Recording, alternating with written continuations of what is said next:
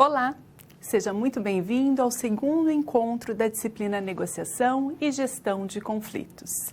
Eu sou a professora Nádia Bruneta. Para você que ainda não me conhece, sou graduada em Administração, especialista em Gestão de Recursos Humanos, tenho mestrado e doutorado em Administração com ênfase em Gestão de Pessoas. Esse é o nosso segundo encontro da disciplina, então, na semana passada, na semana anterior, já estive com você falando um pouco da importância da comunicação no processo de negociação. Falamos, então, quais são as principais variáveis que envolvem o processo de negociação, o tripé que envolve a comunicação, as suas principais características, então. E no nosso encontro de hoje, vamos dar continuidade à disciplina, tratando especificamente das habilidades do negociador. Então, o tema da nossa aula de hoje é o negociador, a ética e o planejamento da negociação. Já trago para vocês também qual que é o resumo da nossa aula, então, de hoje. O que nós vamos abordar, professora? O que nós vamos aprender nesse encontro? Vamos aprender sobre as habilidades que um bom negociador deve desenvolver para alcançar bons resultados, bons acordos nos processos em que está inserido. Em resumo, nós vamos conhecer mais sobre a importância da ética na negociação. Então, esse é o pano de fundo da nossa aula de hoje, o caráter ético. E vamos compreender que a médio e longo prazo, a ética forma a reputação, seja individual ou organizacional. Então, profissionais, diferentes acadêmicos que afirmam que a reputação é o maior ativo que podemos ter, razão pela qual é tão importante preservar o aspecto ético. Além dessa questão, nós vamos, durante o nosso encontro de hoje, passar a todo momento pelas bases de poder. Professor, o que o poder tem a ver com a relação, a negociação e a ética? Nós sabemos que para que uma negociação seja bem-sucedida, o poder de convencimento é fundamental. As pessoas precisam ser convencidas de que aquilo que está sendo oferecido é vantajoso. Nós só negociamos quando percebemos que temos alguma coisa que nos interessa naquela relação. Então, nesse contexto, eu trouxe algumas questões aí que também vão mostrar por que caminhos nós vamos andar nesse segundo encontro. Então, lá no quadro tem a contextualização dessa nossa aula. Durante o nosso encontro de hoje, nós vamos tentar responder quais são as habilidades necessárias a um bom negociador. Será que é possível desenvolver essas habilidades? Será que é possível aprimorar habilidades? Outra questão que nós vamos procurar responder hoje: o que é e como funciona o aspecto ético nas negociações? E a terceira é quase que uma recapitulação, porque nós já vimos isso na aula passada, é falar de como que nós fazemos para planejar uma negociação. Então, recapitulando o nosso primeiro encontro, o planejamento é a fase mais importante do processo de negociação. Logo vem a execução, o controle, que faz toda a checagem se aquilo que foi pensado, se aquilo que foi simulado naquela etapa de laboratório transcorreu conforme previsto. E isso faz a retroalimentação de todo o processo, para que a gente consiga fazer interferências e intervenções necessárias para melhorar se a negociação não teve o desfecho positivo. Então, hoje, trazendo a questão ética para essa discussão, nós vamos entender quando que questões éticas e antiéticas podem interferir todo esse processo.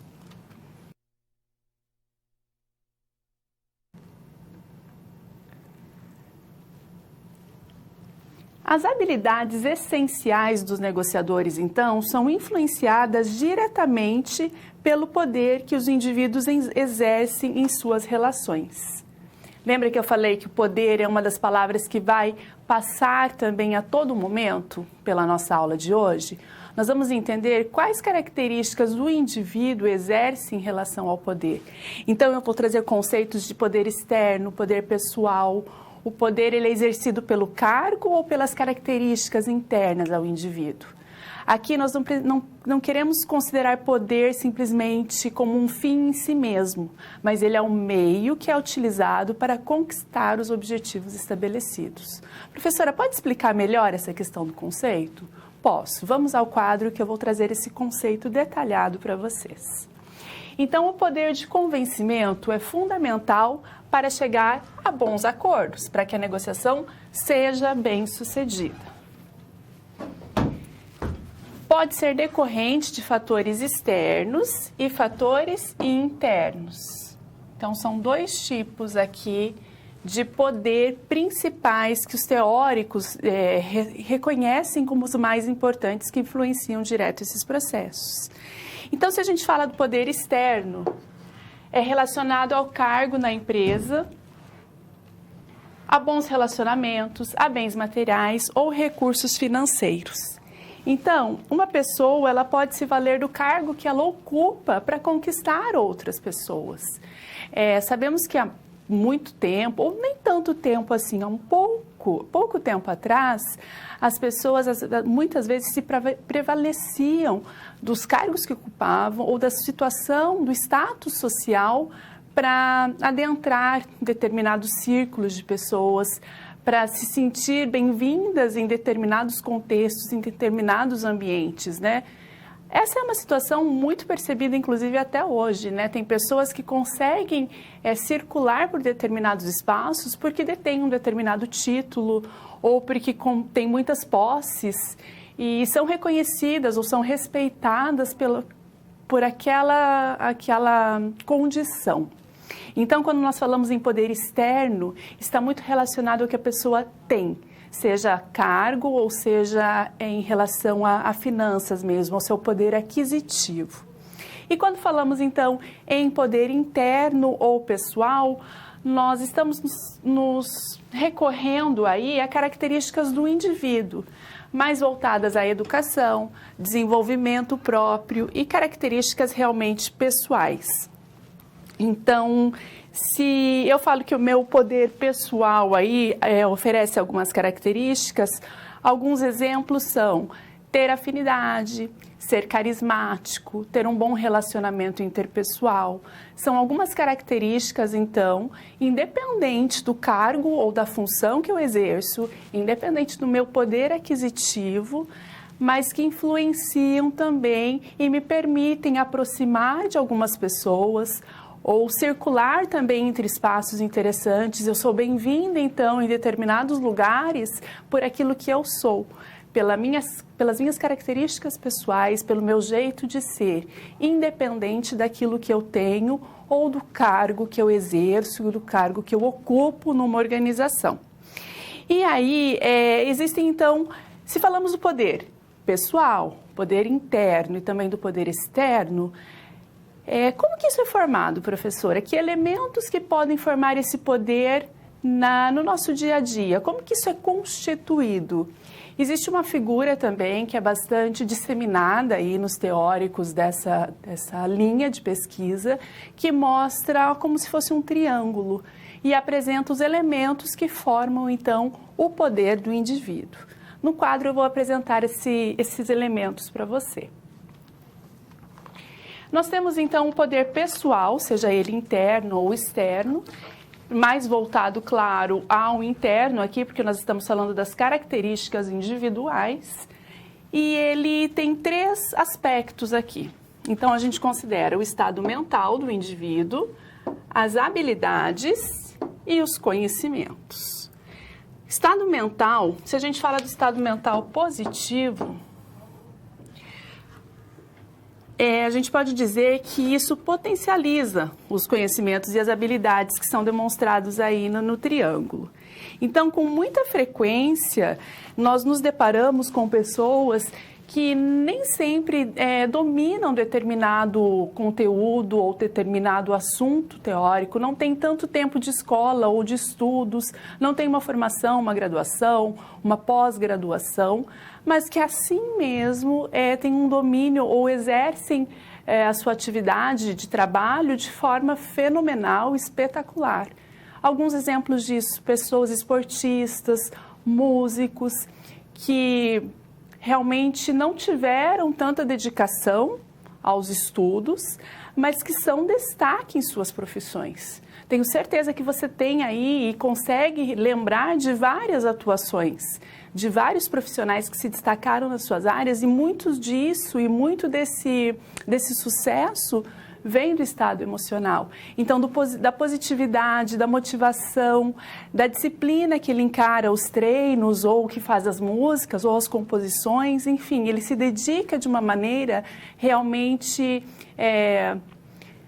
exclusiva, ou com muito entusiasmo. Ele investe realmente aquela camisa, ele mergulha de cabeça naquela situação, independente da base teórica ou de uma bagagem teórica.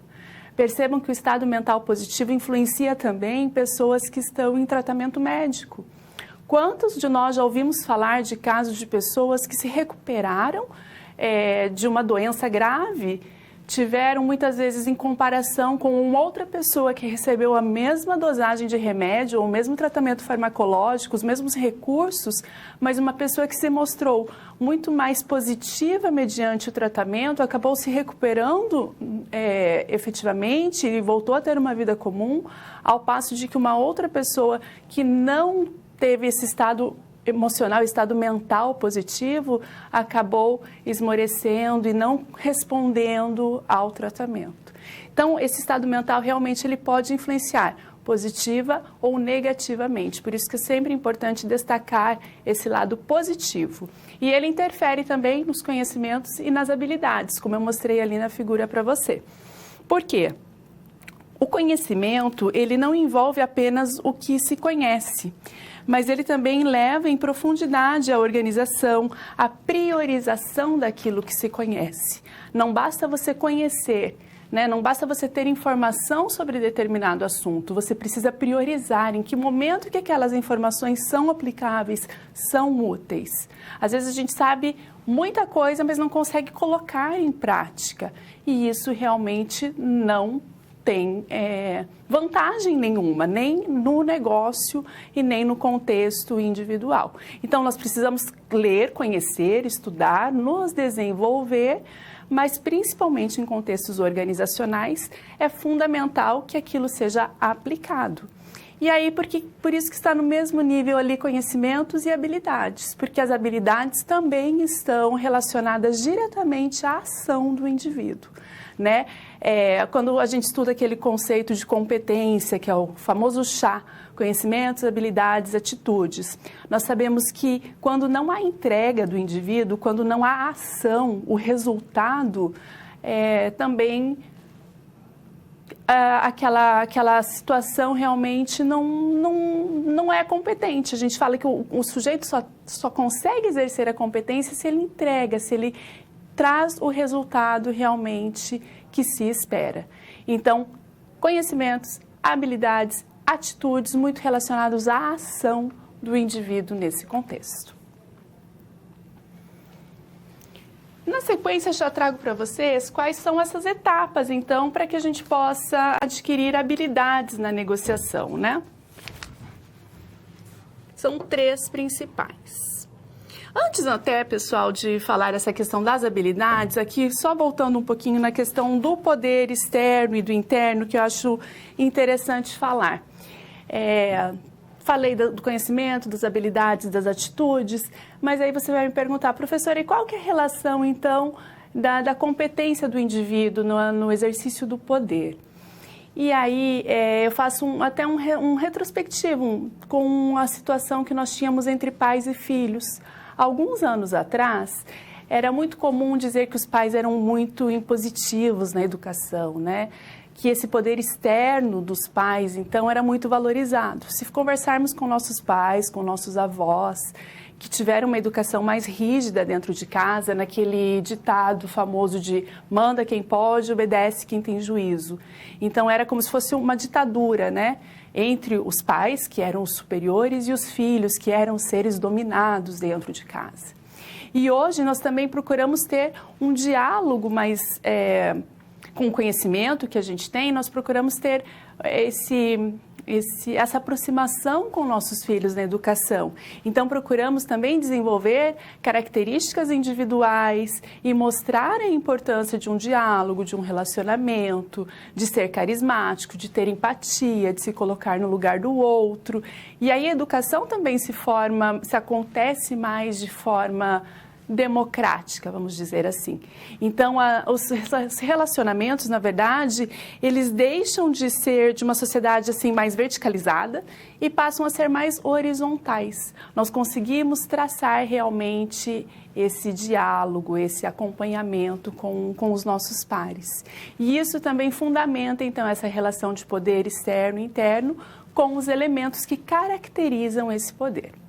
Agora sim, esclarecida essa relação, eu passo para as etapas de aquisição de habilidades da negociação. Então, são 3 etapas principais e que eu vou explicar cada uma delas para vocês. A primeira é a consciência da necessidade. Então, a primeira coisa que eu preciso fazer é ter a percepção e a tomada de decisão. Aqui eu diria que é o start, né? É aquele desejo, eu percebo que eu preciso mudar. A segunda etapa é a etapa da mudança. Nessa etapa, eu levo em consideração o que é necessário fazer. É aqui que eu pergunto, o que eu preciso fazer, então, para mudar essa situação? Eu identifico as práticas e os comportamentos que eu preciso alterar. Quais conhecimentos, então, que eu preciso atingir, né, ou alcançar? Quais que são as habilidades que eu preciso desenvolver para alcançar o meu objetivo? E aí eu chego aqui nessa terceira etapa, que é a etapa da sedimentação. E na etapa da sedimentação, eu incorporo as novas habilidades, quer dizer que eu, enquanto indivíduo, fico com tudo isso que eu tive nesse processo, está dentro de mim já está incorporado, já faz parte da minha realidade. Professora, me dá um exemplo prático, então, dessas etapas para aquisição de habilidades. Vou dar um exemplo, sempre linkando, né, o aspecto organizacional com o pessoal, um exemplo que você também, tenho certeza, que já adotou pelo menos uma vez na sua vida. Quando você faz a consciência da necessidade de emagrecer, por exemplo.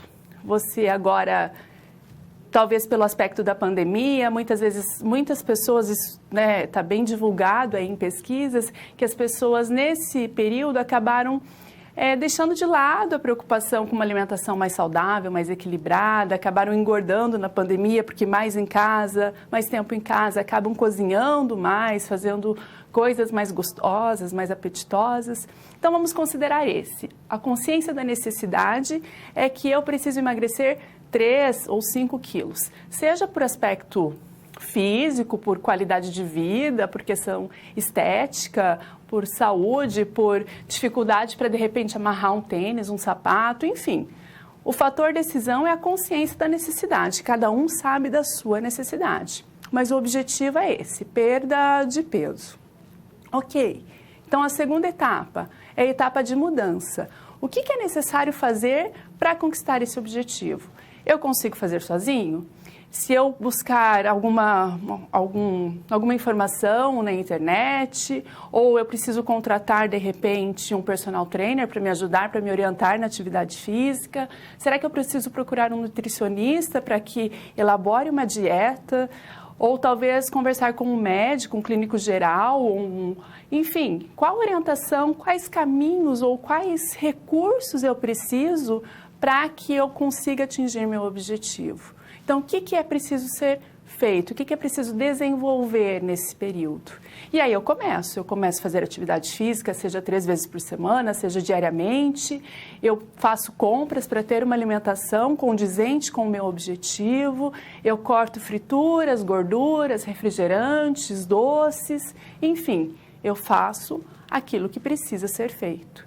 E aí eu entro na etapa de sedimentação, a terceira etapa, que é a etapa que vai incorporar, né? Vai fazer com que aquilo seja um hábito para mim. Aquilo é rotina, não é mais algo forçado. Eu incorporei novos hábitos, eu tenho consciência da necessidade de fazer aquilo e quando eu não faço alguma coisa já desanda. Por exemplo, o dia que eu não faço atividade física eu tenho uma dor de cabeça, eu fico mal-humorado, ou o dia que eu não me alimento bem, aquilo pesa, né? Eu fico com aquela sensação de azia, uma indisposição, eu me sinto muito mais cansado, enfim. Os hábitos estão incorporados, eles estão nessa etapa de sedimentação. Assim funciona no exemplo pessoal e também no organizacional. A gente consegue aplicar isso na nossa vida.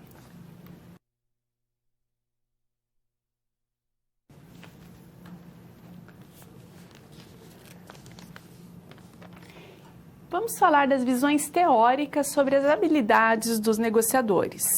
Essas visões teóricas vão nos ajudar a entender o comportamento dos negociadores. Se nós falamos aqui da importância do conhecimento, das habilidades, das atitudes, da ação, da entrega, é porque nós precisamos saber vislumbrar e perceber como que esse comportamento ele vai influenciar os processos de negociação, que é o pano de fundo da nossa aula.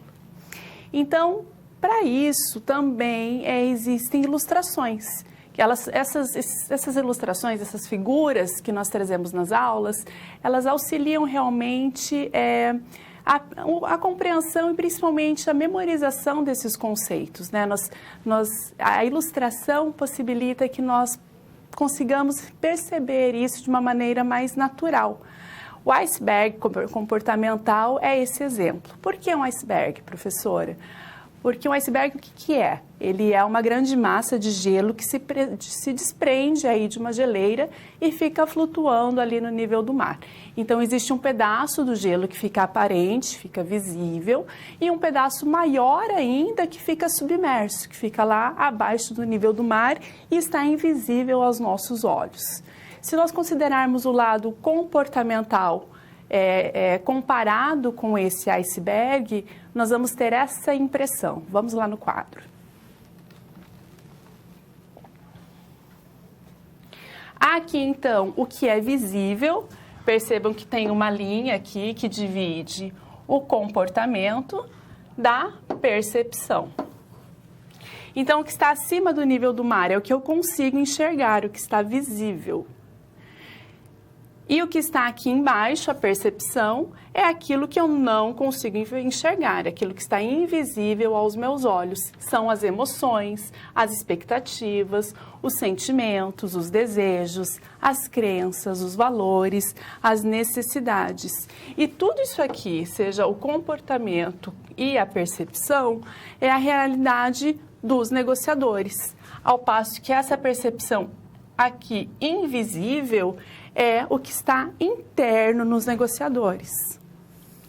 Então, quando eu olho para uma pessoa, quando eu vejo os gestos, quando eu vejo a linguagem, quando eu me atento ao modo que a pessoa se comporta realmente, ao modo que ela se apresenta, eu consigo ver o comportamento, literalmente falando. Mas eu consigo saber o que essa pessoa está pensando nesse momento? Quais que são as emoções, quais são os sentimentos, o que ela tem em mente? Será que realmente ela acredita naquilo que está falando? Quais que são as necessidades? Quais que são as crenças dessa pessoa? Quais que são os valores dela? Tudo isso eu não consigo perceber num diálogo, numa conversa, num comportamento. Então, sabendo disso, nós temos possibilidades de muitas vezes inferir ou ter uma suposição sobre uma pessoa. Assim como tem o iceberg comportamental, existe uma outra perspectiva de análise também, que é da área da psicologia, que é chamada janela de Johari. E veja bem, não é nosso objetivo nesse encontro ou nessa disciplina aprofundar esses temas, nem do iceberg comportamental, nem da janela de Johari, porque eles realmente são de outras fontes aí, outras áreas de estudo. Mas é importante que você, enquanto futuro gestor, que vai trabalhar com pessoas, com recursos humanos dentro das organizações, saiba que o comportamento dele, de qualquer indivíduo, do nosso comportamento, ele realmente é regido por aquilo que não está visível aos nossos olhos. A janela de Johari também vai ilustrar isso.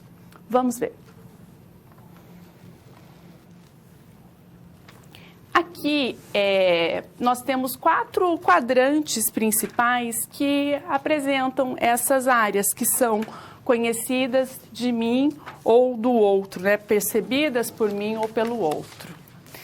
Então percebam aqui que nessa matriz, na verdade, é a combinação de aspectos que podem ser conhecidos ou desconhecidos. Significa dizer que aqui existem alguns fluxos de informações. Percebam, por exemplo, nessa primeira área aqui, é a área pública. Existe bastante conhecimento dos outros, os outros sabem bastante sobre mim e eu mesmo tenho conhecimento. Então, é uma área pública, né? Ela está acessível por todas as pessoas. Então, aqui tem uma relação de confiança, uma informação aberta. Não tem segredos nessa primeira área. Passando aqui para o segundo quadrante, nós temos uma área cega. Por quê? Porque ela é desconhecida do eu. É como se eu fosse cega, eu não conheço as informações que estão sendo apresentadas. Os outros não fornecem informações suficientes para mim. E aí eu entro aqui numa terceira área, a área de fachada. Essa de fachada, ela fica desconhecida dos outros e ela não permite, então, que eu forneça informações para os outros. Ela fica como se fosse uma área oculta, de fachada, né? E o quarto quadrante, efetivamente, funciona como uma área totalmente desconhecida. Ou seja, nem eu tenho informações dos outros, nem os outros têm informações a meu respeito. Essa janela de Johari, então, ela influencia muito nessa questão de inferências, né? E de suposições. Sabe aquela conversa que a gente percebe nas empresas? Olha, eu não conheço fulano, mas ele não é uma pessoa confiável. Se você tiver que resolver essa situação, tenta conversar com outro. Na verdade, eu não posso dizer muito, porque eu nunca tive muita relação com ele, mas não é uma pessoa ponta firme. Cuidado com essas suposições, cuidado com essas inferências, elas podem realmente ser prejudiciais no ambiente profissional. Porque a gente acaba criando inimizades, criando desconfortos. E sabemos que as relações realmente elas são movidas por um bom clima organizacional. Ruídos nessa informação podem prejudicar essas relações e vão desencadear certamente conflitos, que é o tema que nós vamos abordar na nossa próxima aula. E aí tem toda uma energia, né, uma sistemática para gerenciamento de conflitos. Claro que ela existe, mas se nós pudermos evitar ou minimizar esse tipo de ocorrência, vai ser um ambiente muito mais produtivo também para se trabalhar. Por isso que nós precisamos, então, tentar quebrar esses pontos cegos, sabendo que existe no iceberg comportamental uma área que é invisível, sabendo que a janela de Johari também apresenta elementos desconhecidos de cada indivíduo, nós temos formas de superar isso. Existem estratégias também da área de psicologia ou técnicas utilizadas para que você se aproxime do seu interlocutor. E essas estratégias que eu vou mostrar para você agora. A primeira delas é rapport. É um termo originado da língua francesa, se pronuncia assim, rapport. Ela é a capacidade de estimular o outro a sentir que há uma sintonia entre ambos. O rapport ajusta a sintonia emocional, harmoniza, facilita o diálogo, a cooperação e aproxima as partes. Então, eu diria que esse conceito, na verdade, para que você entenda bem e não esqueça jamais desse rapport. É como se fosse um espelhamento, um espelho. Sabe quando você procura criar um vínculo com o seu interlocutor? Professora, fala isso um caso mais concreto, mais palpável. Quando você se encontra com uma pessoa que você tem um certo interesse, seja um interesse ali num negócio, ou seja um interesse amoroso, enfim, você tem interesse em se aproximar de uma determinada pessoa. Nós sabemos que existem aspectos da linguagem corporal, então indicativos de que você está em concordância com aquela pessoa, se você acena positivamente com a cabeça, se você descruza os braços, se mostra aberto, se você tem o mesmo tom de voz que aquela pessoa. Se, por exemplo, você vai num restaurante, você às vezes consegue até se alimentar ou conversar e consumir aquela refeição no mesmo ritmo da pessoa, já percebeu? Às vezes em casa você come bem rápido, mas quando sai com alguém que está comendo devagar, você também tenta adotar aquela mesma velocidade. Então você começa a fazer ações que se assemelham ao do seu interlocutor. Por exemplo, um outro exemplo é quando você quer se aproximar de uma criança desconhecida que você ficou responsável por cuidar por algum tempo. O que você faz? Primeiro você se abaixa, se aproxima, faz contato visual com essa criança, né? Tenta ficar no mesmo nível que ela. Pergunta do que ela está brincando, do que ela gosta de brincar. Ah, ela gosta de brincar de avião? É um menino que gosta de brincar de avião. Você logo pega uma folha de papel, já monta um aviãozinho, ou seja, você tenta criar vínculos, se aproximar com essa pessoa, dessa pessoa. Essa é a técnica do rapport. E a outra também é a empatia. A empatia é muito mais comum, né? Praticada e conhecida por todos nós. Mesmo assim, eu trouxe o conceito para você, está lá no quadro. Empatia, então, é a capacidade de perceber o sentimento e a disposição emocional do outro. A empatia evidencia a tendência de se sentir como se estivesse no lugar do outro. Então, professora, por que você está falando de rapport e empatia? Porque são áreas, então, são estratégias que auxiliam na quebra dessas áreas cegas ou dessas áreas de suposição e de imposição do indivíduo.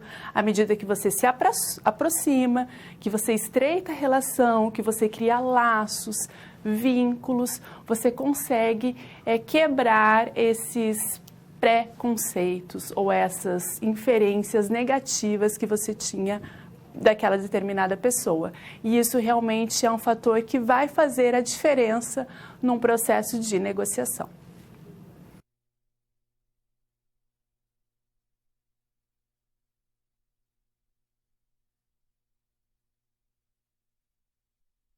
Ética nas negociações. Falamos que hoje seria a palavra aí que ia permear por toda a nossa aula, né? Que a todo momento nós faríamos referência, então, à questão ética dentro do processo de negociação. Ética não é uma palavra nova, não é um conceito novo, você sabe o que é ética, você sabe o que é agir de modo ético e consegue, na sua realidade aí, definir se esta é ou não uma questão ética. Mesmo assim, é importante, então, de forma bastante simplista aqui, apresentar o conceito para que nós possamos nos aprofundar aqui no aspecto específico da negociação. Então, lá no quadro eu vou apresentar para você a definição de Knuth et al. É um sistema, então, de comportamento em que as pessoas devem tratar as outras com justiça, agindo de forma a serem consideradas justas. Ou seja, o que são essas formas justas? São comportamentos esperados ou tidos como adequados. E o problema é, na verdade, quando as pessoas... eu diria que o problema maior é que as pessoas acabam se tornando emotivas quando consideram que são tratadas de forma injusta em determinada relação. E por isso que isso é uma questão também bastante importante. Quantas negociações não se desenrolam ou não tem um bom desfecho porque as pessoas acabam achando que aquela apresentação ou aquilo que estava sendo posto não era justo para ela, não aceitou aquilo e aquilo interfere negativamente. A gente sabe que uma pessoa que está satisfeita acaba falando para 3, 4, 5 pessoas da satisfação com determinado estabelecimento, lugar ou relação. Ao passo que uma pessoa que saiu com uma imagem negativa acaba dizendo para dezenas de pessoas aquilo. Então, esse cuidado realmente é muito importante. E aí nós vamos trazer 3 processos que influenciam diretamente a ética nas organizações. São a moral, o capital social e os valores. Então vamos falar sobre cada um deles aqui para que vocês consigam compreender. Quando nós falamos em moral, nós podemos nos referir primeiro, na verdade, ao conceito que é bastante conhecido, aí, se olharmos até no dicionário Aurélio, né, o conjunto de regras que são consideradas válidas, de qualquer modo absoluto, para qualquer tempo, para qualquer lugar, para grupo ou para uma pessoa determinada. Então, aqui, quando eu falo de moral, especificamente, eu estou me referindo ao comportamento esperado das pessoas e as instituições com bases em valores universais. Então, não é novidade para mim as informações que são aceitas pela sociedade. O que é a moral? São as informações como um todo. Eu sei que não roubar, não matar, são regras universais. Elas estão relacionadas diretamente à moral. Outro elemento ali é o capital social, então. Já o capital social, ele é algo mais restrito. Se a gente fala, então, em moral, é um aspecto de sociedade. Se eu falo do capital social, eu tenho mais a relação do grupo. Numa empresa, por exemplo, existem normas, condutas, regras que são estabelecidas entre as pessoas. Por exemplo, manter a produtividade, ter um bom clima, ser solícito, respeitar o próximo. São regras do capital social que ainda não estejam explícitas ou formalizadas, não estejam descritas, elas são muito valorizadas pelos indivíduos componentes daquele grupo. Elas estabelecem o capital social do bom convívio naquele determinado grupo. Então, não precisa estar descrito como uma lei, como uma conduta, mas aquilo está implícito nas relações. E aí, nós falamos dos valores, então. Os valores, por sua vez, eles estão mais relacionados a indivíduos. Então, mas também podem ser valores de organização, uma organização individualmente falando.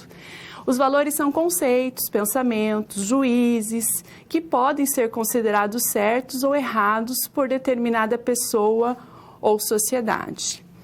Valores também podem ser crenças, podem se referir a objetivos desejados, podem ser eles que guiam, que selecionam e que avaliam ou que validam as ações das pessoas. Professora, dá um exemplo de valor, então. Eu posso jogar essa pergunta para você que está aí assistindo essa aula. Você é a favor ou não do porte de arma? E, independente da sua resposta, se eu perguntar por quê, você vai me dar argumentos, você vai me dizer por que você tem essa crença. Então, você concorda com o porte de armas porque você acredita em determinados argumentos, você tem isso muito claro dentro de si. E dificilmente eu, com os meus argumentos, vou conseguir fazê-lo trocar de ideia ou mudar de opinião. Por quê? Porque isso tem a ver realmente com aquilo que eu acredito, com aquilo, com a minha história de vida, com as minhas crenças. Professora, você falou que está voltada ao indivíduo. Não ao indivíduo só pessoa. Eu falei que valores eles têm a ver também com as organizações de forma individual, porque nem todas as organizações dispõem dos mesmos valores. Perceba que existem empresas, por exemplo, aquelas que trabalham com fabricação de produtos de beleza. Muitas delas ultimamente têm explicitado entre suas políticas que não admitem exames ou testes em animais. Então, é o valor da organização que pode, por sua vez, afastar ou aproximar clientes que também compartilham daquela crença.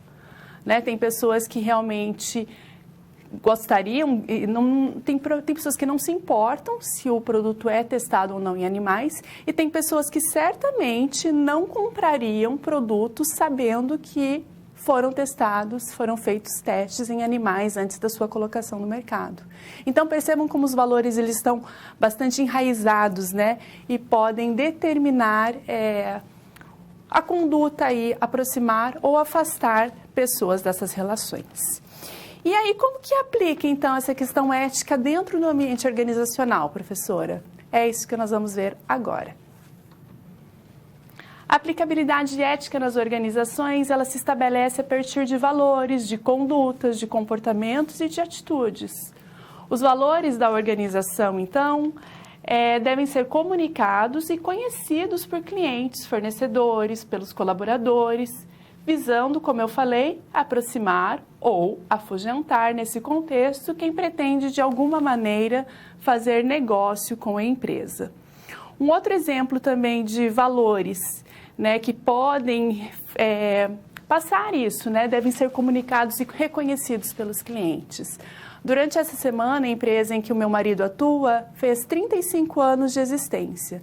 Então, agora, tempos de pandemia, né, não teve nenhum encontro presencial para comemorar essa data, mas fizeram uma live, ali um evento online, onde pessoas do país inteiro acessaram, e uma das sócias da empresa fez a abertura daquele momento de confraternização ali, dando parabéns para todas as pessoas que estavam envolvidas, para todos os stakeholders, clientes, fornecedores, acionistas, para todo mundo que estava presente na live, falando que uma das grandes conquistas ou uma das grandes chaves do sucesso que trouxe a comemoração dos 35 anos foram os valores praticados pela empresa.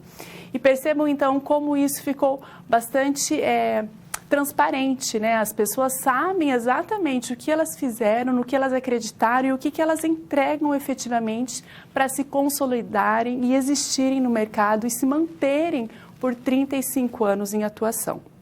E a ética nas organizações, então, ela vai trazer outros aspectos também. Lá no quadro vamos aprofundar um pouco esse tema.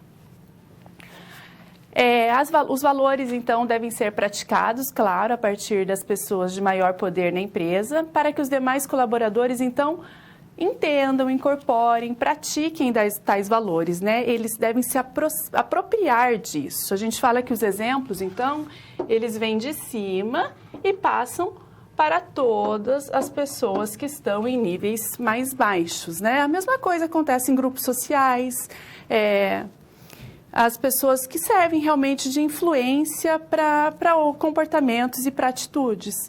Então, quem está ao nosso entorno vai incorporar esses valores. É como se nós educamos nossos filhos. Não basta nós falarmos para que eles não gritem se nós gritarmos. Não basta falar para eles que não batam, que não agridam, que não machuquem, se a nossa educação é regida por violência física. Então, mais do que o discurso, nós precisamos demonstrar por meio de atitudes, né, de ação, quais que são nossos valores, se nós quisermos que as pessoas que estão ao nosso entorno sejam contaminadas, né, de maneira positiva por eles. Mais adiante, a ética ela pode acontecer de duas principais formas e se manifestar, vamos dizer assim, de duas principais formas. Por meio da ética de convicção ou da ética de responsabilidade. A ética de convicção, ela envolve valores, princípios individuais que são influenciados, na verdade, e eles fazem com que a pessoa tome uma atitude.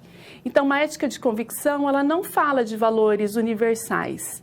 Eles estão muito mais relacionados a diferentes interpretações que a pessoa tem sobre determinado assunto.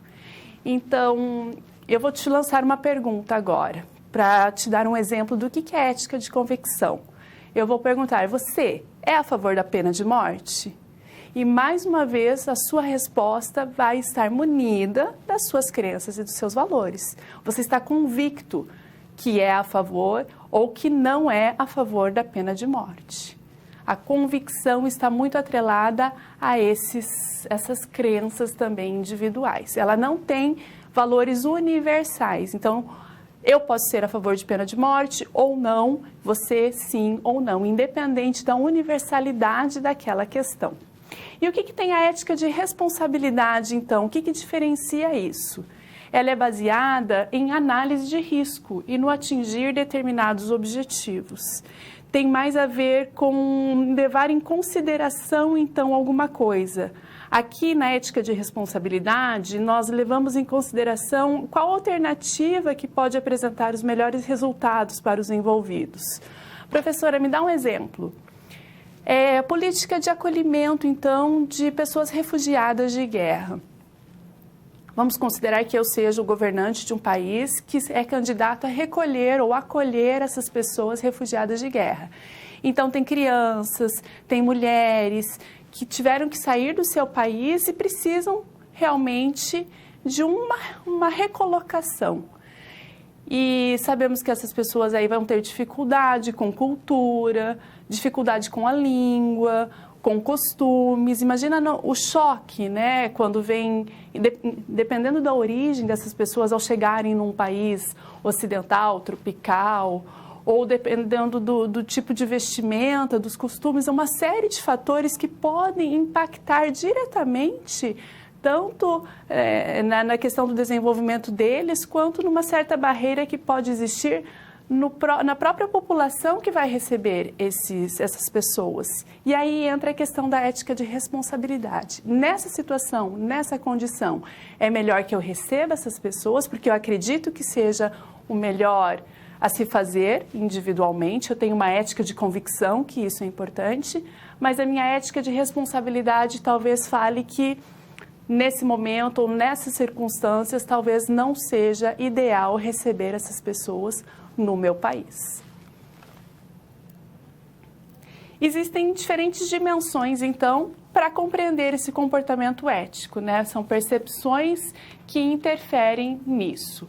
A dimensão do que é intrinsecamente certo ou errado, ela é bastante evidente aí. Então, uma mentira é uma mentira, a chantagem, o uso de coerção, ninguém sabe, todo mundo sabe que isso é errado, não é ético, né? Existe a dimensão instrumental, então, que envolve o uso de diferentes táticas ou não durante o processo de negociação. Por exemplo, usar informações exclusivas do outro em seu benefício próprio. Outra questão também, utilizar informações privilegiadas, né? Às vezes a pessoa tem acesso a alguns dados, algumas planilhas dentro da organização e pode utilizar isso em benefício próprio. E aí pode falar, mas as informações estavam lá, eram da empresa, mas de que maneira você está utilizando isso? Isso é ético ou não? Fica essa questão.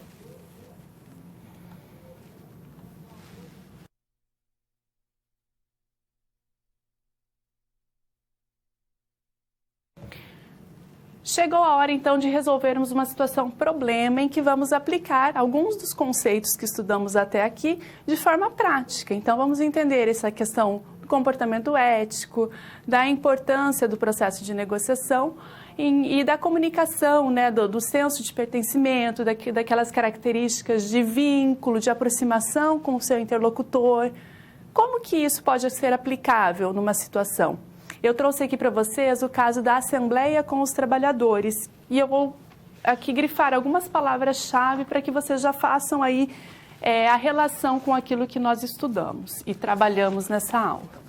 Então, a situação é a seguinte: Ernesto é gestor de RH da indústria de ventiladoras e bom ar e ele tem enfrentado uma dificuldade porque na empresa tem 452 trabalhadores, precisam aceitar a alteração do plano de saúde.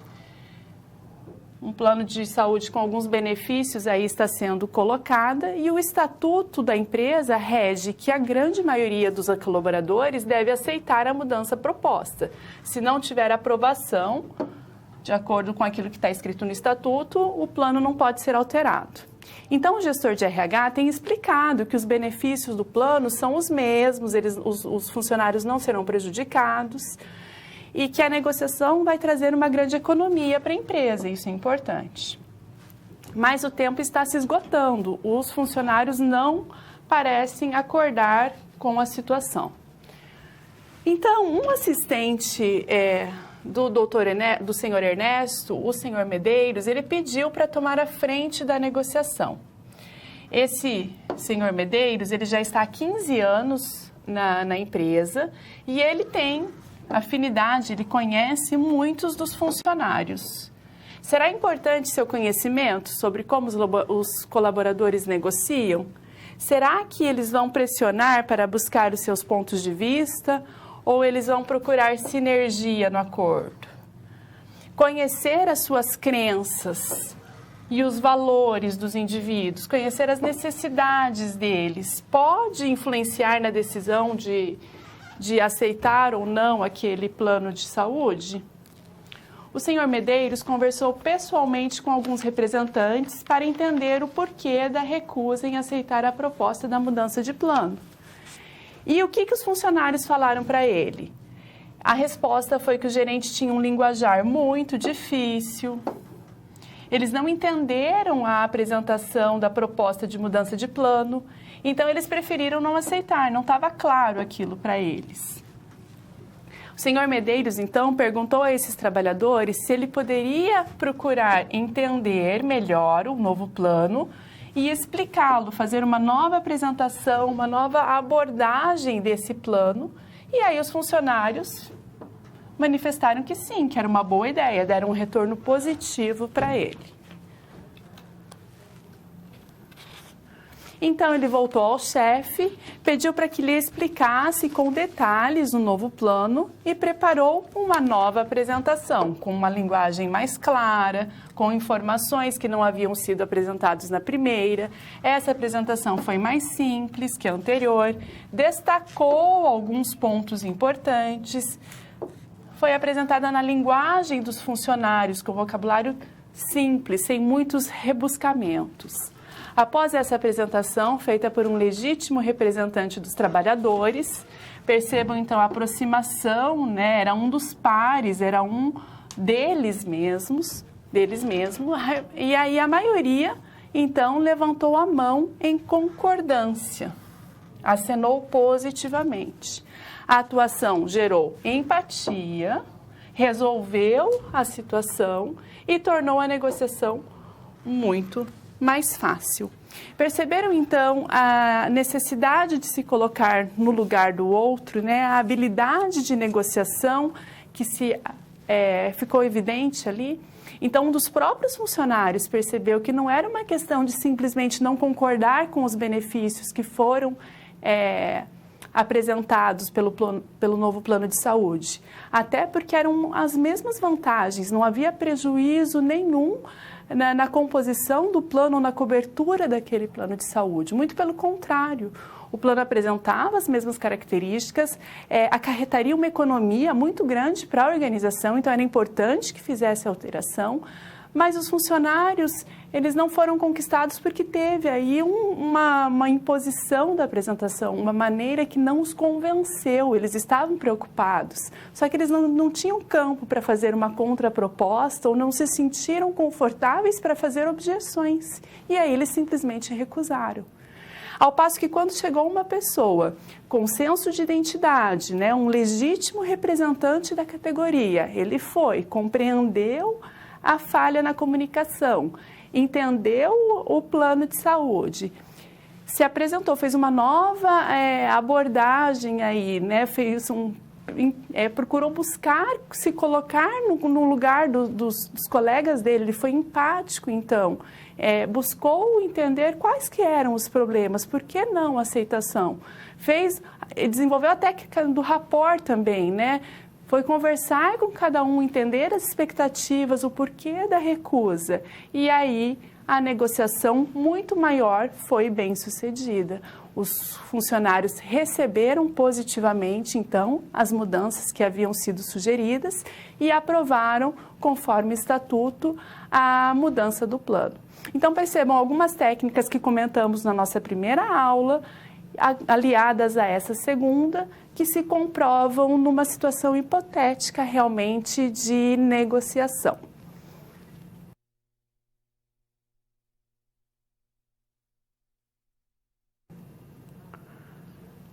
Chegou a hora, então, do nosso primeiro momento de interação. É hora de ouvir aí quais são os comentários, as suas expectativas, as considerações e as dúvidas que você tem do conteúdo que trabalhamos até aqui.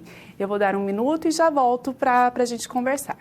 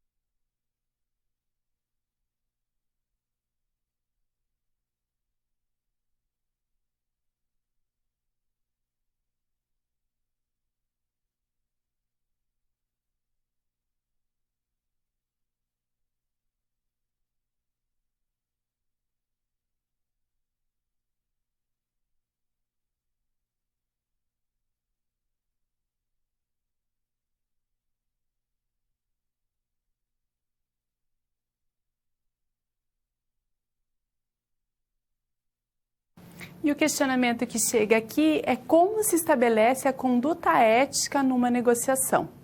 E esse, inclusive, o slide aqui da próxima, o próximo conteúdo aqui que eu trouxe no slide. Então, já respondo essa questão apresentando no quadro esse conceito para você.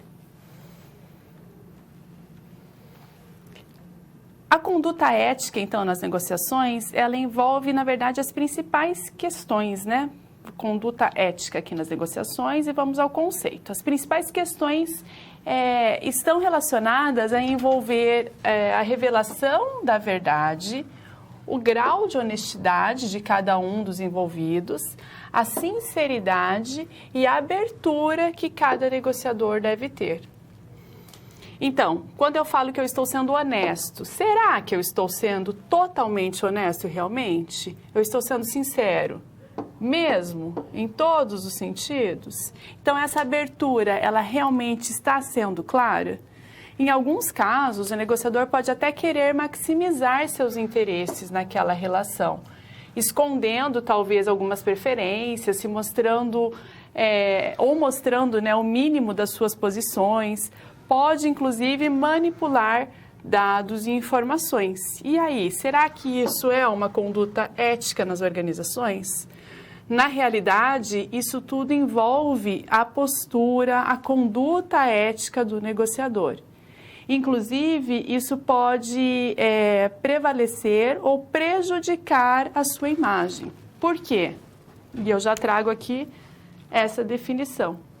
O negociador está sujeito a permanente observação. Então, veja bem. Nos primeiros contatos que você faz com o seu interlocutor, o que promove a sua aceitação maior, de fato, é o seu currículo, é a sua experiência, são as suas referências. Então, num primeiro momento, você até pode conquistar a outra parte.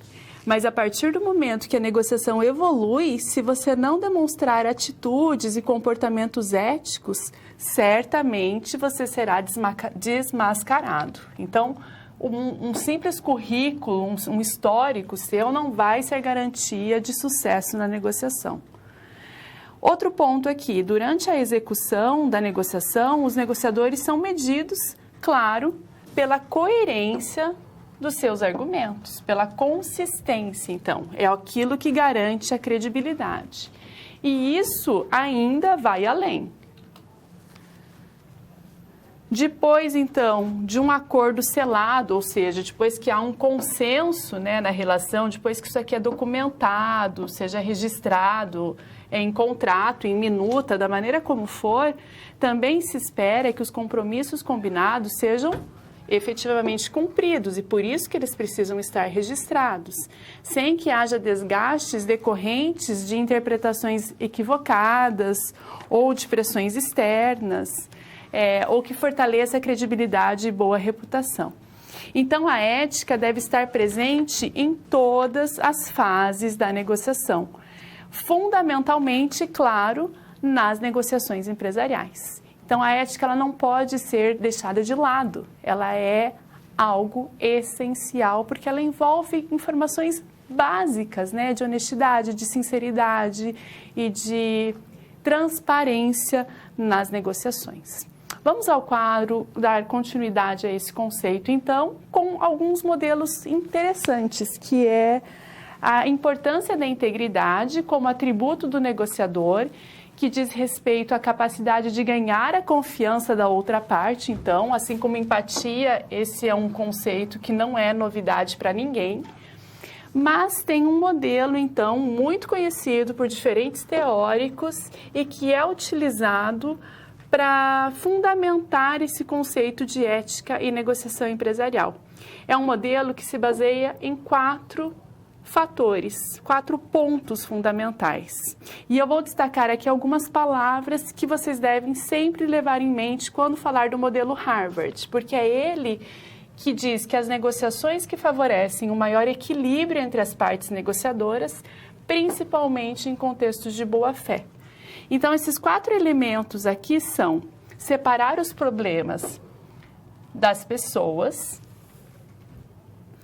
concentrar-se nos interesses, então, dos indivíduos, inventar opções ou alternativas ou possibilidades de ganhos mútuos que beneficiem todas as pessoas envolvidas no processo e utilizar critérios objetivos. Então, quando eu falo em critérios objetivos, eu falo da importância do equilíbrio, da imparcialidade, de estar aberto, na verdade, a diferentes formatos, mas nunca, em hipótese alguma, abrir mão dos princípios e valores. Esse é um fator fundamental quando nós consideramos boas práticas de negociação em contextos de boa-fé, como é apresentado pelo modelo de Harvard, nunca esquecendo dessas palavras-chave: pessoas, interesses, opções e critérios.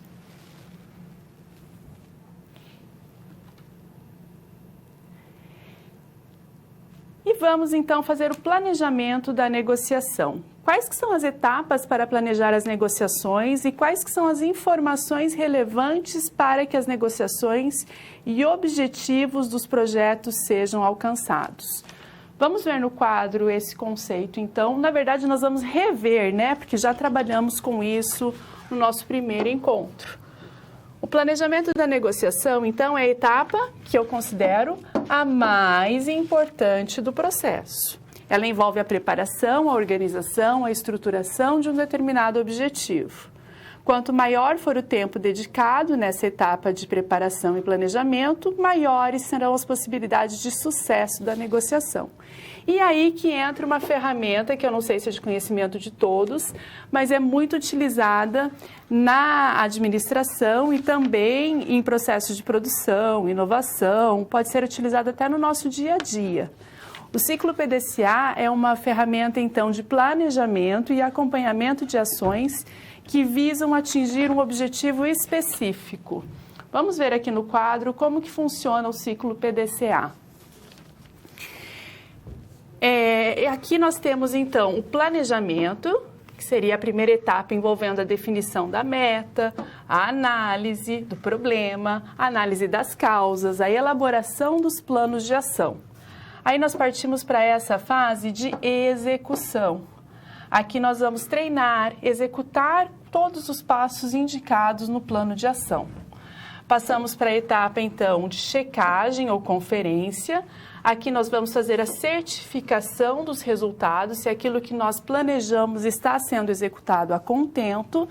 E aí voltamos para a fase de ação e reação. Aqui nós mensuramos a padronização dos resultados, então, verificamos se eles estão positivos, fazemos o tratamento dos desvios de conduta e retroalimentamos o sistema por meio de feedback. Então, isso aqui é um ciclo realmente contínuo. Nunca acaba, a gente sempre precisa recomeçar, planejar, fazer, conferir, checar, ação e reação. Então, se você é gestor de uma empresa e pretende reduzir os custos operacionais em 25% nos próximos 12 meses, o que você precisa fazer? Você precisa parar, planejar e preparar todas as etapas necessárias para que a sua meta seja atingida.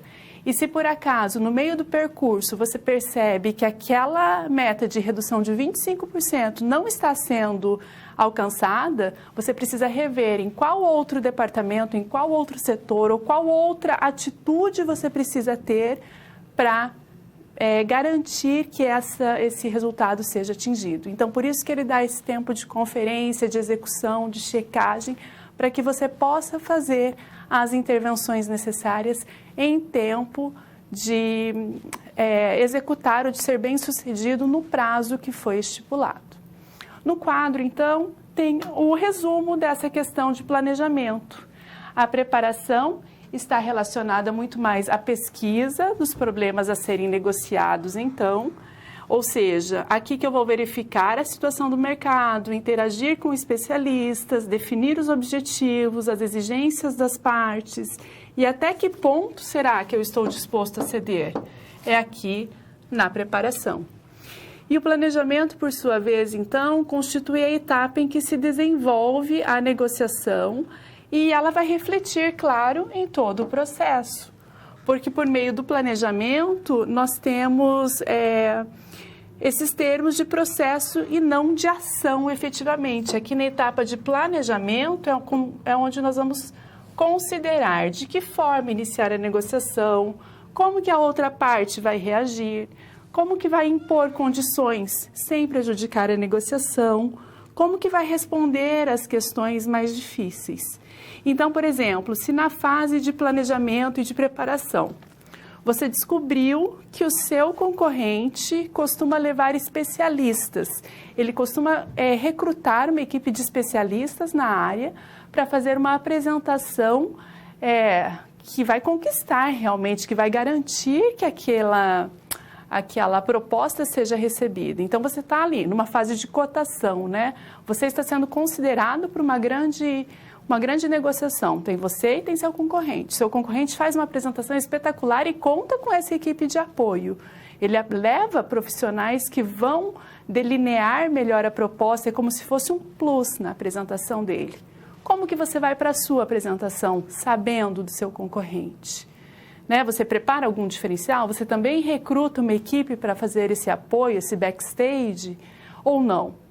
Você tem essas cartas na manga. Então, você só consegue saber a atuação do seu concorrente porque você se planejou, você se preparou, você procurou conhecer o mercado. Se você simplesmente fica ali no seu mundo, da sua empresa, não procura conhecer aquilo que está sendo praticado ao seu entorno, não procura conhecer a atuação do seu concorrente, você não consegue ter essa ação estratégica e se antever e ter uma vantagem competitiva também nessa relação. Então, existem aí alguns aspectos que eu resgatei do conteúdo de toda a nossa aula que vão resumir esse planejamento de negociação. Eu já vou apresentar para você.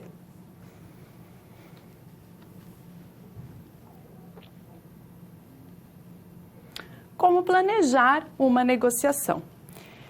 Percebam que aqui, então, não vai ter nenhuma novidade daquilo que nós já falamos no primeiro encontro e reproduzimos hoje, mas faz uma síntese fundamental do que aquilo que os teóricos, os praticantes ou os acadêmicos consideram como unanimidade quando se considera o processo de planejamento da negociação. Então, o planejamento é a etapa mais importante, porque ela considera também a visão sistêmica, conhecer o contexto, conhecer o todo, né? A gente não pode ter uma percepção enviesada quando fala de planejamento.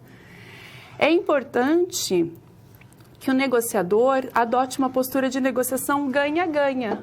Então, com uma percepção integrativa, né? Todo mundo, lembra quando falamos da percepção de negociação com aspecto distributivo, que um ganha em função do outro, e o integrativo, que todos são beneficiados? Então, quando a gente considera o aspecto ganha-ganha, nós mantemos altas as expectativas, precisamos usar linguagem compatível com a linguagem da outra parte. É preciso também que escute com atenção, que você faça quantas perguntas forem necessárias, construa sólidas relações interpessoais, mas tome cuidado com concessões desnecessárias para que não se sinta e não saia prejudicado da relação. E aí tem mais uma tela que vai apresentar de forma bem sintética como que acontece esse planejamento. E veja que aqui, apesar de ter 6 itens, eu posso dizer que são tópicos que são realmente fundamentais em toda a fase de processo de negociação, mas é claro que dependendo da negociação, alguns desses pontos podem ser desconsiderados, podem ser que eles não sejam aplicáveis àquela realidade, assim como pode ser que esteja necessário incluir algum outro que não esteja aqui. Mas, em síntese, para que aconteça boas chances de êxito no processo de negociação, esses 6 elementos são considerados. O primeiro, então, a determinação dos objetivos. Segundo, atribuição de um custo às concessões. Então, sempre que eu abro mão de alguma coisa, eu tenho que considerar qual que é o custo daquilo para mim. Terceiro, quais que são as percepções e pressupostos referentes às forças e deficiências. Quais que são as forças e as fraquezas, então, desse planejamento? Quarto, planejamento de cada fase da negociação, então a etapa de simulação, de preparação, de conhecer, de ter as cartas na manga, de ter planos B, C, né, ter argumento para contraproposta, enfim, está tudo aqui envolvendo o planejamento de cada fase. A etapa 5 se refere a como os negociadores hábeis se preparam e se planejam, então como que eles buscam conhecimentos, como que eles desenvolvem as habilidades para atingir uma boa negociação. E por último, e não menos importante, na verdade eu diria que essa é uma das fases mais essenciais para uma boa negociação ou para uma negociação bem sucedida, é de buscar sempre conhecimento. Então, fundamental buscar novas fontes de informação, conhecer seu concorrente, ver quais que são as estratégias. A pesquisa sempre é fundamental. Então, estamos vivendo num momento né, em que o acesso à informação está muito facilitado. Lembrem-se sempre que não é possível alegar desconhecimento, né? Hoje em dia, a gente tem acesso facilitado a qualquer tipo de informação. Basta ter interesse, vontade realmente e estar disposto a buscar essas informações em fontes confiáveis, tá? Porque também existem informações que não têm uma fonte segura, que não têm credibilidade, e aí também buscar informações que sejam realmente coerentes e fontes corretas, né? Seguras de informação.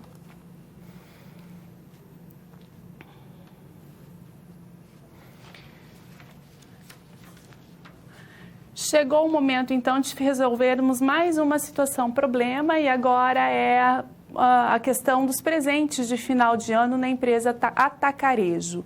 Novamente, nós vamos pegar alguns dos principais conceitos, né, resgatar esses conceitos aprendidos e agora mais focado no aspecto ético, compreender como que ele pode ser percebido, então, em um contexto aí simulado, né, numa situação de recebimentos de presentes aí considerado, será que é ético ou não? Vamos discutir por meio dessa problema. Então, a situação é a seguinte: a empresa Atacarejo atua em todo o Brasil desde 1987. Nos últimos anos, ela vem passando por profundas reformulações, com o objetivo de se expandir para fora do país. Para atingir esse objetivo, o Conselho Administrativo da empresa foi inclusive renovado com a chegada de novos membros da diretoria.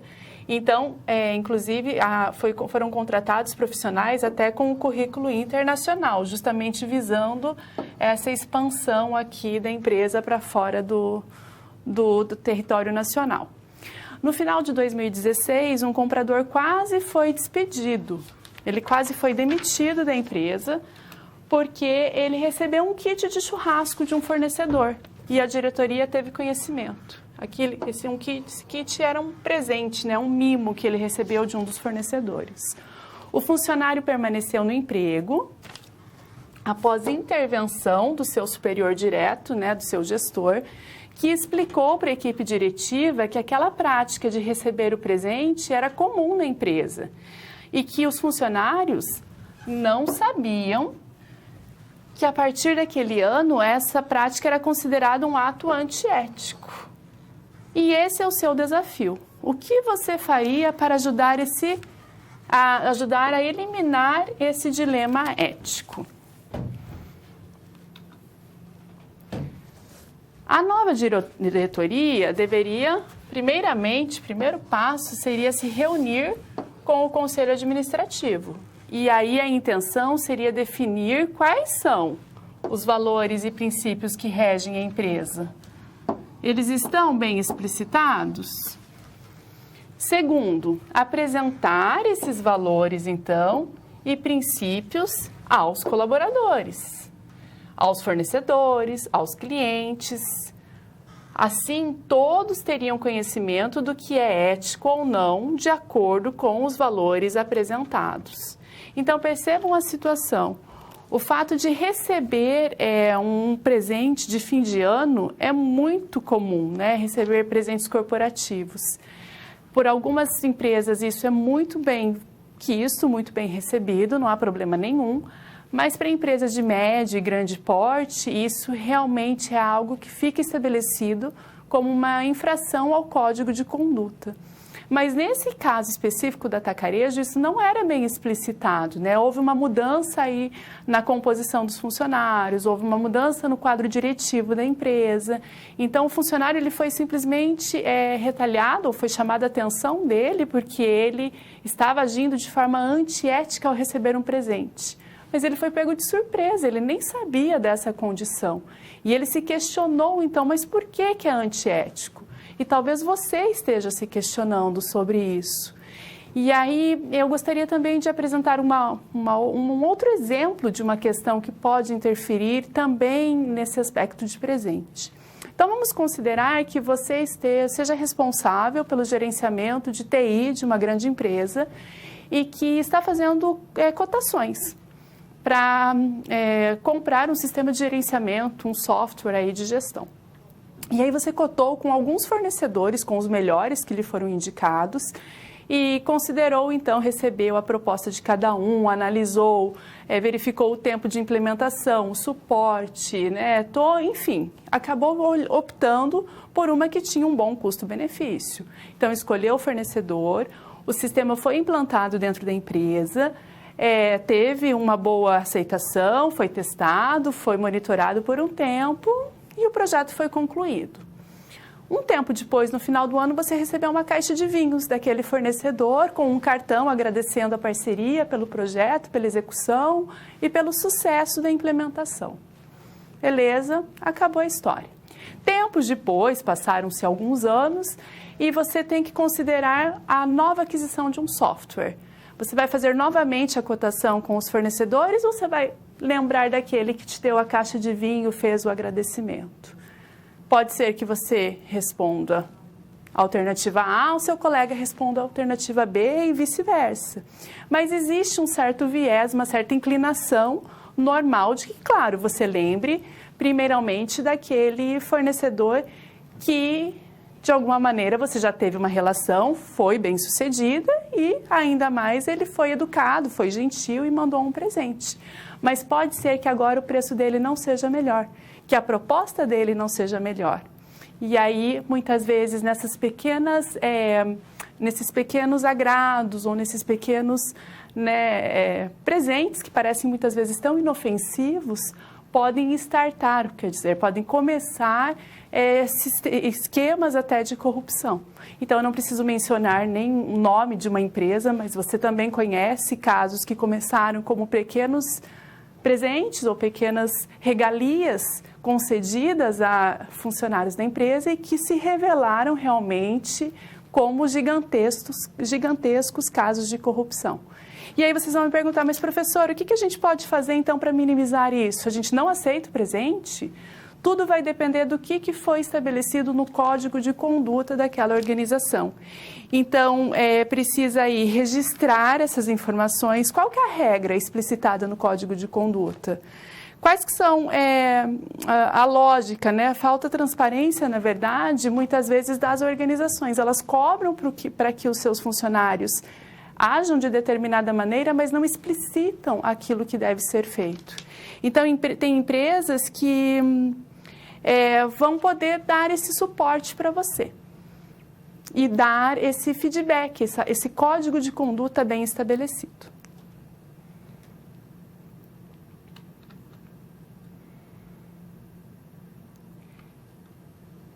Chegou mais um momento, então, de perguntas aqui e já tem um questionamento que eu gostaria de esclarecer, já completando esse raciocínio de como agir em relação a como proceder se eu recebo um presente.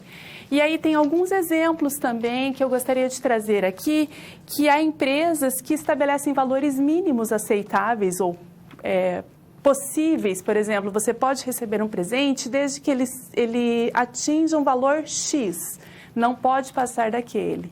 Ou pode sugerir que você receba o presente enquanto membro da equipe, mas que faça um sorteio entre todos os envolvidos naquele projeto.